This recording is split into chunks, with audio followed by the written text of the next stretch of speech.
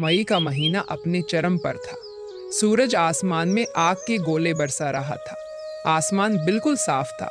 एक भी बादल नजर नहीं आ रहा था। लू के थपेड़े चलते ही चेहरे झुलसने लगते थे। गांव की पगडंडियां तप रही थीं और लोग दोपहर में घरों से निकलने की हिम्मत नहीं जुटा पा रहे थे। गांव के एक छोर पर आम के पेड़ों की छांव में कुछ बच्चे बैठे हुए थे, लेकिन वहां भी गर्मी से राहत नहीं थी। बबलू, जो अभी अभी 7 साल का हुआ था, अपनी कमीज से हवा झल रहा था। उसके गालों पर पसीने की बूंदें चमक रही थी। अरे बबलू, चल ना, नहर की ओर चलते हैं, वहाँ थोड़ा ठंडा रहेगा।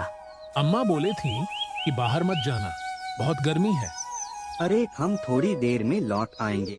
बच्चों ने बबलू को मना ही लिया और वे सब नहर की ओर बढ़ गए।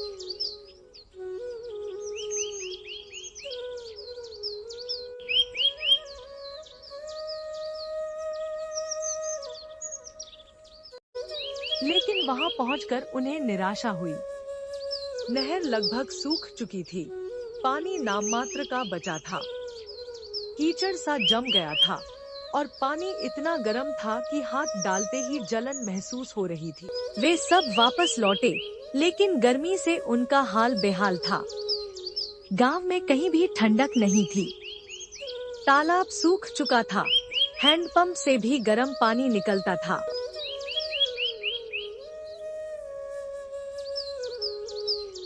कहाँ चला गया था इतनी गर्मी में? अम्मा, नहर देखने गए थे, वहाँ भी पानी नहीं है।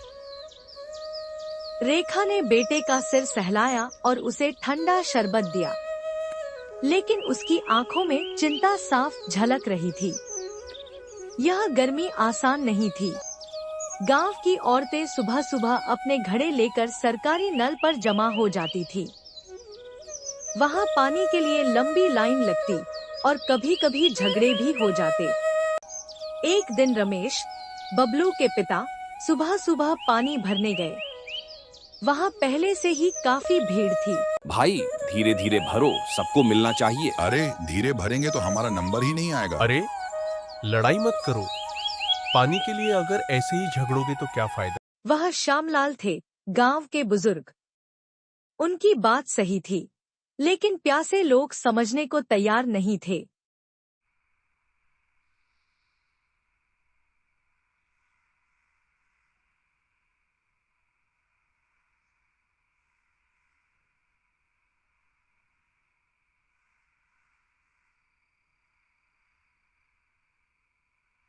अम्मा, बहुत गर्मी लग रही है। बिजली कब आएगी कोई नहीं जानता बेटा।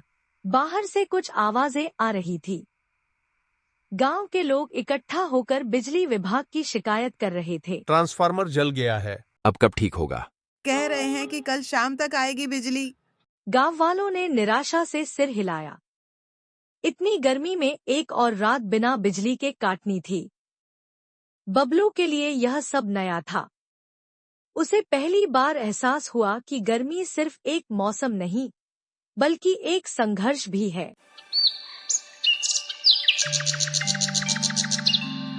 अगली सुबह बबलू जल्दी उठ गया। आसमान में हल्के बादल थे। हवा भी थोड़ी ठंडी थी। अम्मा, देखो बादल आ गए। वह खुशी से चिल्लाया। रेखा और रमेश भी बाहर आ गए। सच में आसमान में हल्के बादल थे। धीरे धीरे हवा तेज होने लगी। गांव के लोग भी आसमान की ओर टकटकी लगाए देख रहे थे। थोड़ी देर बाद बूंदाबांदी शुरू हो गई। गांव में हलचल मच गई।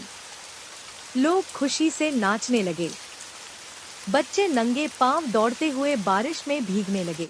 बबलू खुशी से उछल पड़ा। रेखा ने आसमान की ओर देखा और मुस्कुरा दी।